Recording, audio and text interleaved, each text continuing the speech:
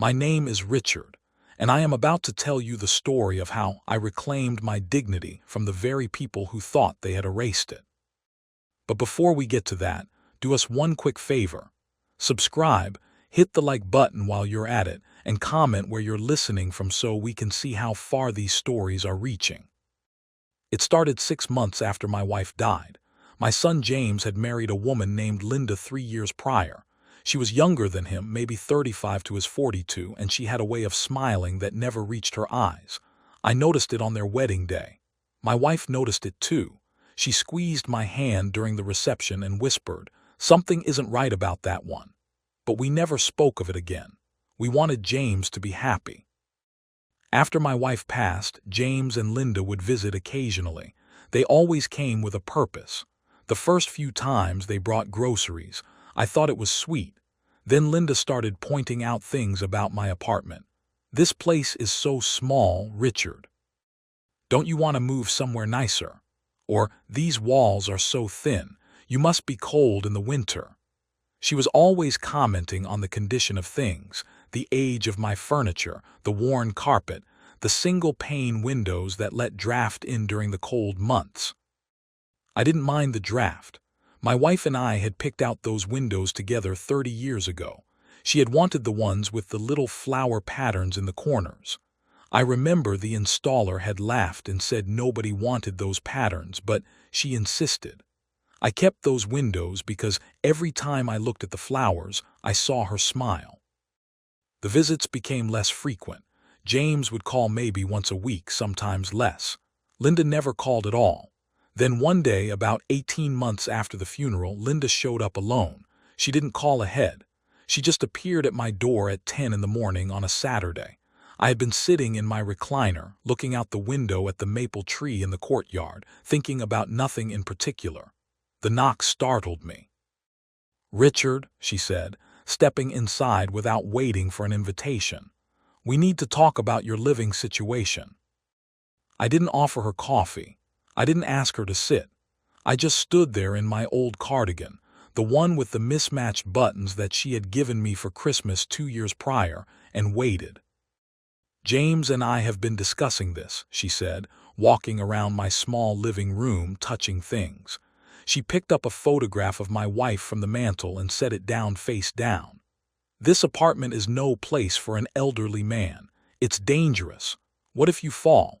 What if you have a medical emergency? You're practically rotting away in here." "I'm doing fine," I said. "You're not doing fine." She turned to face me. Her eyes were cold. "You're living in a dump. We've decided it's time to move you somewhere safe. There's a very nice state home about an hour away. They have medical staff on site, 3 meals a day activities. We're putting you in on Monday." I felt my chest tighten, not because I was afraid of the state home. I had looked into such places before for myself and for my brother before he passed. I knew they weren't all bad. But the way she said, "We've decided," and "on Monday," made my blood run cold. She wasn't asking. She was telling. "I don't recall asking for your help," I said.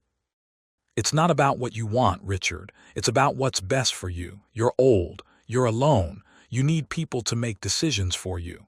She looked at me with pure disgust. "We're putting you in a state home on Monday. You're literally rotting away in this dump." I didn't say anything. I just watched her as she walked toward the kitchen. She opened cabinets, looking inside. She opened the pantry door and peeked in. I knew what she was looking for. My wife had a jewelry box, a beautiful one made of rosewood given to her by her mother. It had diamonds, sapphires, a gold bracelet that had been in the family for 4 generations. Linda had seen my wife wear it once at a family dinner. She had stared at it all night. "It's not here," I said. She closed the pantry door quickly. "What's not here?" "The jewelry. You're looking for it. It's not here." I sat down in my recliner. My hands were shaking, but I held them steady on the armrests. "It's somewhere safe." Linda's face turned red. "I wasn't looking for anything. I was just checking your pantry. You have expired canned goods. It's a health hazard." "I know what's in my pantry." She straightened her blouse, smoothed her hair. "Monday, be ready. We'll send a car." She left without closing the door behind her. I sat there for a long time, staring at the open door, thinking about my wife. I thought about what she would do. She would not have cried. She would not have surrendered. She would have found a way. And that's when I decided to fight. The next morning I got up early. I took a shower, shaved carefully, and put on my good slacks and a pressed shirt. I looked at myself in the bathroom mirror. I was thinner than I used to be. My hair had gone completely white. My eyes seemed smaller, but they were still sharp. I had been an accountant for 42 years. I had managed money for hundreds of families. I knew how to read numbers, how to follow the money, how to see what people tried to hide. I drove my old car to the bank. It was a 30-year-old Volvo, one of the few things I had left that still worked. The drive took 40 minutes. The bank was a small one, locally owned, the kind that still had actual teller windows and marble floors. I had been banking there since 1986. I asked to see the branch manager, a woman named Patricia whom I had known for years. She came out of her office with a worried expression. "Richard, it's been too long. Are you all right?" "I'm fine, Patricia. I need to access my safety deposit box." We walked to the vault together. She unlocked the door and let me inside. Box 447 was mine. I had rented it in 1979, the year my father died. He had left me a small fortune in gold coins, gold bars, and bearer bonds. He had also left me a deed to a building in Manhattan, a small building but in a good location. I had never told anyone about it, not even my wife. I kept the box in my name only. I opened the box and looked inside. Everything was there. The gold was still gleaming. The bonds were still valid. The deed was in a sealed envelope. I removed the envelope carefully and opened it. There it was, a 3-story building on East 72nd Street just off 5th Avenue. My grandfather had bought it in 1952. My father had managed it. I had collected the rent from the tenants for years, even after the building was converted to condos. But there was more. I reached into my coat pocket and pulled out a folded paper. It was a lease agreement, signed and dated, for a penthouse on the top floor of the building. I had renovated it 3 years ago, using money from my savings. I had been planning to move there with my wife, to spend our last years in the city we both loved. She never got to see it. I hadn't told anyone because it was supposed to be a surprise. I had also been busy in the months since my wife died. I had been making phone calls, sending emails, consulting with lawyers. I had discovered that James and Linda's house, the one they lived in the suburbs, had a mortgage that was barely being paid. I had also discovered that they had been getting behind on property taxes. I had made some inquiries, looked at some public records, and found an opportunity. There was a holding company that bought distressed properties. I had set up an account with them years ago as a favor to an old colleague. The company was looking for investments. I gave them a proposal. I would buy James and Linda's house outright, using funds from the gold and the property assets, and rent it back to them at a rate they could barely afford. They would be paying me rent to live in a house they thought was theirs. It was not revenge. Not yet. It was preparation. The following week, I made several trips to the city. I met with the property management company that handled my building. I met with a lawyer named Harrison who had helped my family with legal matters for decades. I met with a financial advisor named Teresa who had worked with my father. I told them everything. They all said the same thing. "Are you sure you want to do this?" I told them I was sure. I had spent 2 years grieving, 2 years in that cold apartment, 2 years being treated like I was already dead. I had watched my wife die in a hospital bed while James and Linda vacationed in Hawaii. I had buried her with only a handful of people at the funeral. They had not even bothered to attend the memorial service. I had made up my mind. I was done being invisible. On Monday morning I waited. I sat in my apartment with the door unlocked. At 9 o'clock a car pulled up outside. I could see Linda through the window. She was in the passenger seat. There was a man in the driver's seat, someone I didn't recognize. They got out of the car and walked toward my building. I didn't answer the knock. I waited. They knocked again. I heard Linda's voice. "Richard, open the door. We're here to take you." I opened the door. I was wearing my good suit. I had my briefcase in my hand. Linda looked surprised. The man behind her looked confused. "Richard, what are you dressed up for?" Linda asked. "I'm going somewhere," I said. "But first we need to talk." "There's no time for talk. The intake paperwork is waiting. We need to go." "Intake paperwork can wait. What can't wait is this." I reached into my briefcase and pulled out a folder. I handed it to Linda. "Read that." She opened the folder. I watched her face as she read. It started with a legal notice, a notice of default on their mortgage. It continued with a letter from the holding company, confirming that the property had been acquired. It ended with a lease agreement, showing that they were now month-to-month tenants in a property owned by Ridgewood Holdings, LLC. Ridgewood Holdings was the name I had chosen for my company. It was my grandfather's family name. Linda's face went pale. She looked up at me. "This isn't real." "It is real," I said. "I suggest you read it again." She looked back at the papers. She was shaking. The man in the driver's seat stepped forward. "Ma'am, is everything okay?" "Get out," Linda said. "Both of you get out." "This is my apartment," I said. "I will decide who gets out." Linda fell to her knees. She was crying now, the tears streaming down her face. The man stood there, frozen, not knowing what to do. I felt nothing. I watched her kneel there on my doorstep, and I remembered her words. "You are literally rotting away in this dump." "You have 30 days, I said. 30 days to pay the back rent you owe on the house, or you will be evicted. The lease agreement is clear. The terms are in the folder." "Richard, please," she said. "We didn't know." "You knew exactly what you were doing," I said. "You came here to take what wasn't yours. You came here to put me in a home so you could take my wife's jewelry and sell it. You thought I was an old man with nothing. You thought I was weak." I reached into my pocket and pulled out the eviction notice. I had gotten it from the lawyer that morning. It had the logo of the holding company on the top, the same logo that was on the papers in Linda's hands. "Pack your bags," I said, "because you're the one moving to the gutter." She looked at the logo. She looked at me. She was sobbing now, gasping for breath. The man in the driver's seat finally moved. He helped her up, guided her back to the car. I watched them drive away. I went back inside and sat in my recliner. I looked at the window, at the maple tree, at the flowers in the corner of the glass. I thought about my wife. I thought about what she would say.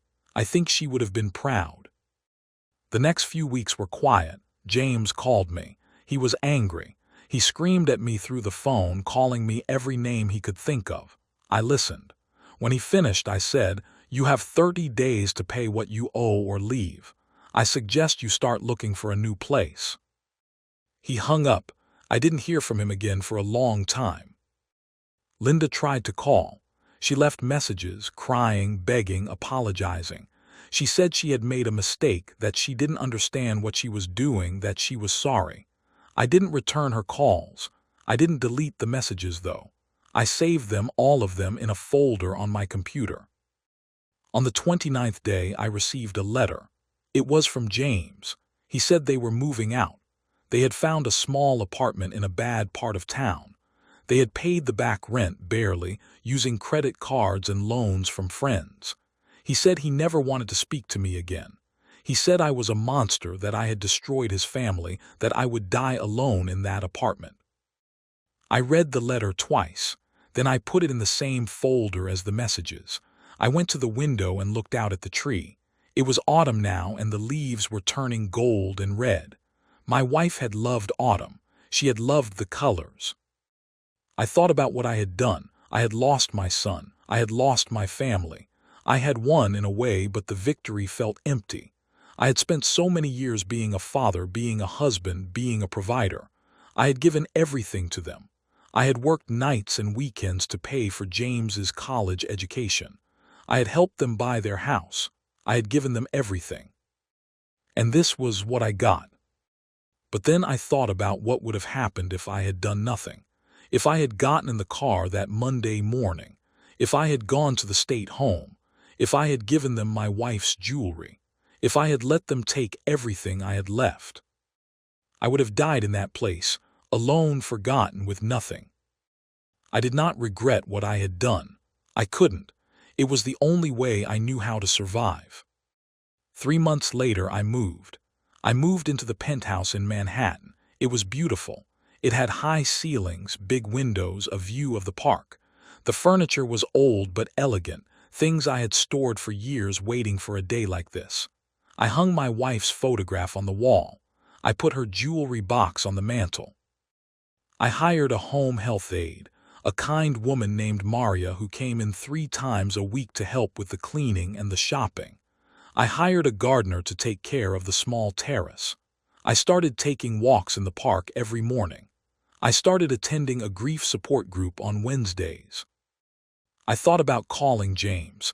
I thought about writing him a letter explaining everything. But I didn't. I knew he wouldn't understand. I knew he would never forgive me.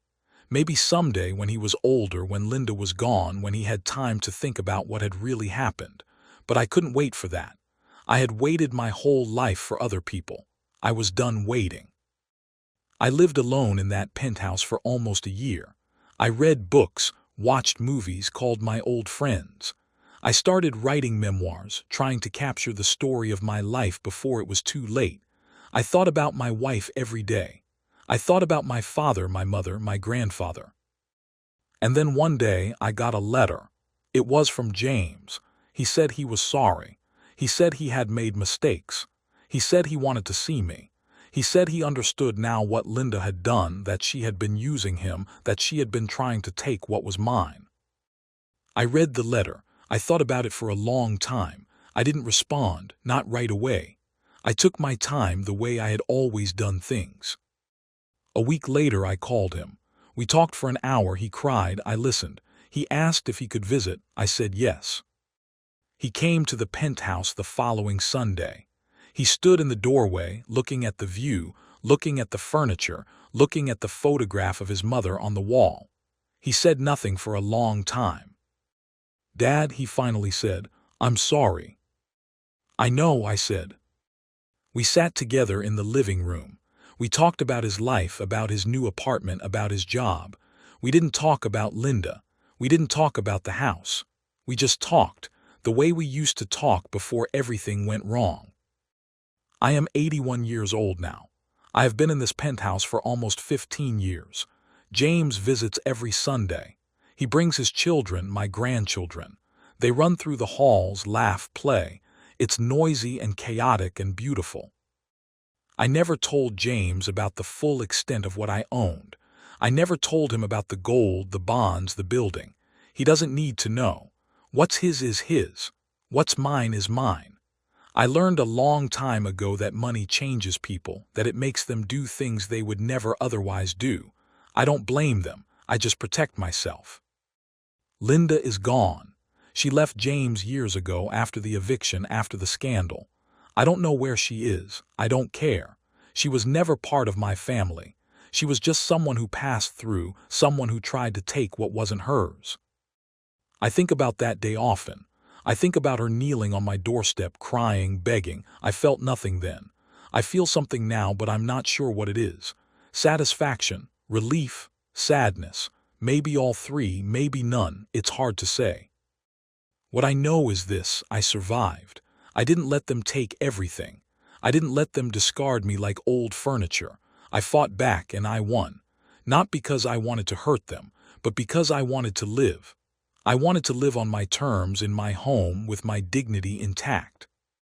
And I do. Every night before I go to sleep, I look at the photograph of my wife on the nightstand. I tell her about my day. I tell her about the grandchildren, about James, about the walks in the park. I tell her I'm okay. I tell her I miss her. I tell her I'm still here. And every morning I wake up grateful, grateful for the strength to fight, grateful for the wisdom to prepare, grateful for the love that never fades. Life is precious, it's short, it's unpredictable. You can't control what happens to you, but you can control how you respond. You can choose to be a victim or you can choose to be a survivor. You can let people walk over you or you can stand up for yourself. I chose to stand up, and I would choose it again. Thank you for listening.